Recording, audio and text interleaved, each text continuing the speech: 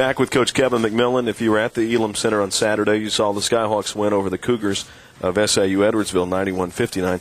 Two other things happened. Coach, a power outage at the Elam Center.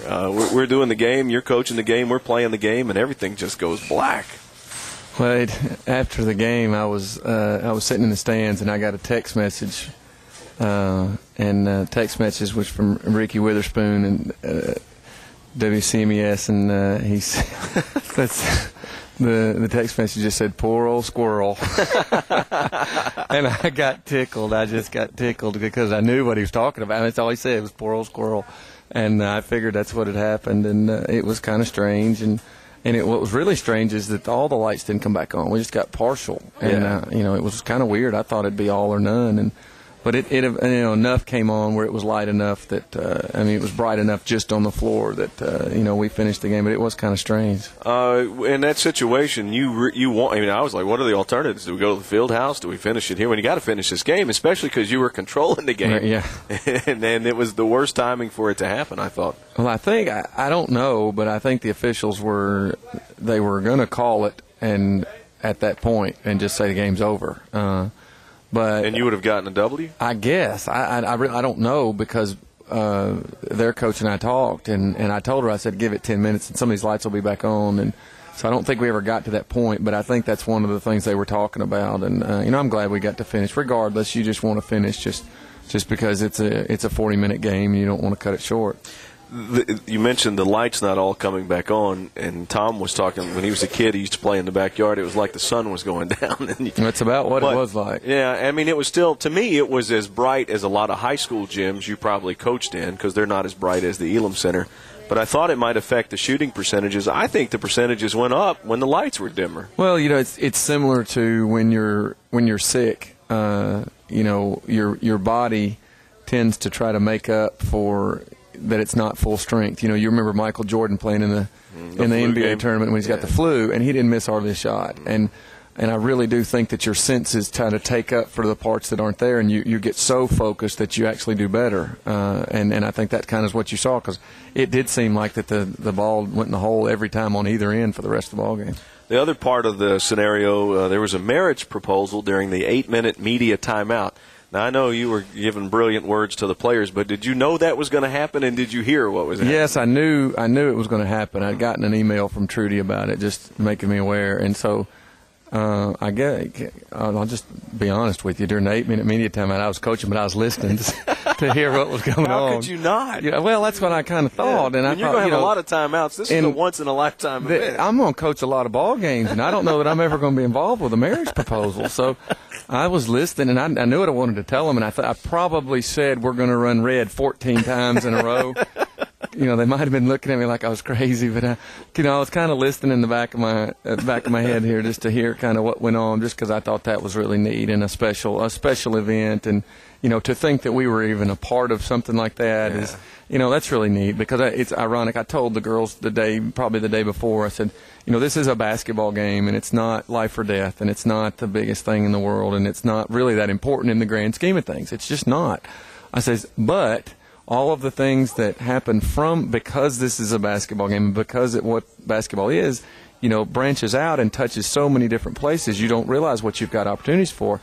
I didn't mean a marriage proposal, but if you take that one step further, that's what it was. I was talking more about, the teamwork and the sacrifice and the things that you learn and can take on, and I said, but throw the marriage proposal in there, and that made it sound a little prophetic. It was, if you weren't there, Elwood Doss, who sings our national anthem, and Elwood's lived in Martin, I think, since 1980, proposed to Denise and did it right there.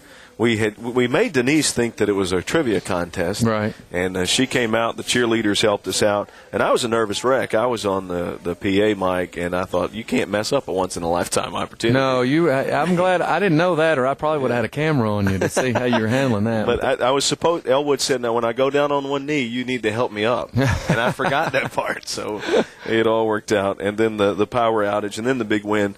To Coach, this past week also, I guess it was a week ago tonight, you were at Tennessee State. State. You win 114-105. We talked about this on our pregame show, but we haven't talked about it on Skyhawk Talk. Scoring record for most points ever in a game for a UT Martin women's team, and the most combined points in an Ohio Valley Conference game. 114-105. The Skyhawks won at Tennessee State. One-word question: how? How did that? What things have to happen for a game to turn out like that? You have to fire both of your defensive assistant coaches. We're taking applications online. You can call Trudy and she'll handle all that. I don't know.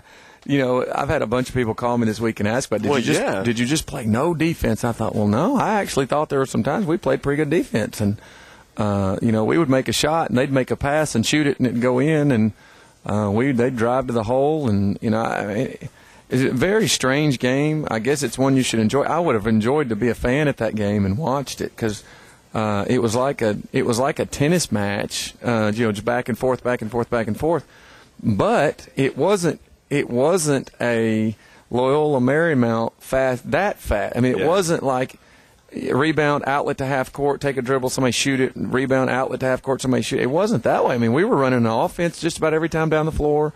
We got them in some situations on defense where we made them pass 4 or 5 times. I mean, that's a lot of points. Yes, it is. And a lot of points, and especially when I think they were trying to push it, because she told me that was their strategy, was to push it like that. But ours was just a play, and that's just kind of the outcome. But it really was a very, very strange game from our perspective. Yeah, and even for broadcasting, you just kind of look up, and that score just kept, like a temperature on a hot summer day, just kept rising. And you know what? I look back at the box score. You missed a lot of free throws too. I mean, you could have scored 126 maybe. Yes, we missed 3 or 4 front ends of 1-and-1s. Yeah. We missed about 8 free throws in the ball game, which we usually don't do. And I mean, it easily could have been 120, and you're just going, no, come on. And then no, it could have been 120. I don't think you can count on 120 when you go out and get ready for a ball game, but it was really, really, really a different ball game to be involved with. The other thought for me was Heather Butler was tremendous and got hurt in the second half. I really think she had a shot at breaking the school record for most points scored in a game. I know you don't care a lot about all that, but if she doesn't go out of that game at the time, I think she had 36, maybe 35. 35 or 30. Yeah, I think she had 35 at the time, yeah. And then when she went out, and I really don't. I'm not aware of any of that stuff, and the biggest thing that shocked me was she went out with, I guess, about 4 minutes to go. Mm-hmm. And what shocked me is with about 1:20, she came up there and said, I'm going back in, Coach. If Heather Butler tells me she can play, she's going to play. I have that kind of trust in her, and, she's such a tough kid. I don't know how she could see based on what happened, because she got popped in the eye. But Did she have a shiner the next day or that night? No, she didn't. I think she got like, I don't want to say punched, because she didn't get punched, but it's like if you get hit in your nose and then whoever hits you continues on, and when they continue on, they catch you in the eye. Uh-huh. And I'm going to tell you about you. I don't know if you've ever had anything done around your eyes, but I had this removed from my nose up around my eyes, and they gave me some shots up real close to my eyes. And Chris, I cried like a little baby. I mean, I did. Yeah. And I was like, okay, why am I crying? And it hurts real bad. But it was just around my eyes, and it was just unbelievable. So, I think that's what happened to her. I don't know that. I mean, she's fine now. So, everything. What's confusing? I think it messes with your sensory system. When you get hit in the nose, you don't know whether to cry or sneeze or hold your breath or blow your nose. You really don't know. It's really very confusing. And I could tell. I mean, she didn't just get her bell rung. She really got her bell rung. Yeah, and I have not watched that on film to see exactly what happened. Like I told you, I really don't know if I want to watch that game. When the season's over, I'll watch it.